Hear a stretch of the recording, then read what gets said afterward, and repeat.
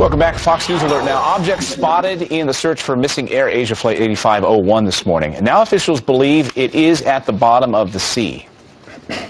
And this type of plane, an Airbus A320, is one of the most popular in the sky. So just how safe is it? That's right. Joining us now, former pilot and aviation consultant J.P. Tristani joins us right here on the curvy couch to discuss the anatomy of this plane. Can you explain it for us? And how safe are these planes in general? Is this out of range, out of the normal that we would see?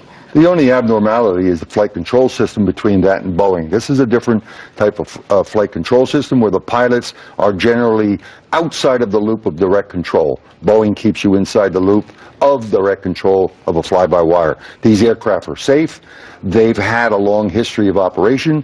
A300 aircraft fly-by-wires have been running around since '84. By out of the loop or in the loop, do you mean that the pilot on this plane would have less control in certain circumstances? Yes, he would, because the aircraft itself is telling him that he can't do certain things. For instance, a common thing is, let's say that he wanted to execute a 40-degree angle of bank. The aircraft would not allow him to do that, because the aircraft computers have determined that the pilot is putting the aircraft at risk.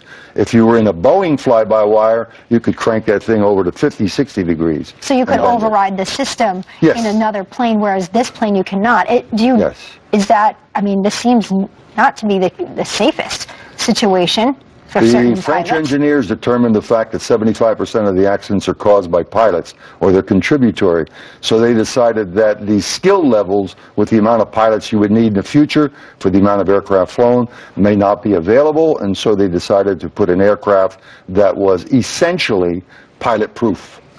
Got it. So at what point do you turn around? What point does the pilot say, listen, I'm not getting the satisfaction I need, I feel the plane's in danger? At what point does the pilot just say, listen, I'm turning around and going home?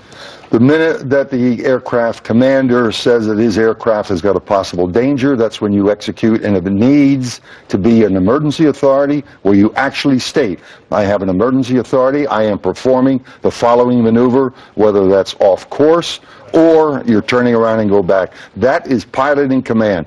ATC is solely responsible for separation of aircraft. They do not command a commander. They don't do that. I'm on board for safety. You're on board to keep me separated away. Okay, we thank you for that. J.P. Tristani, thank you for joining us with all that information.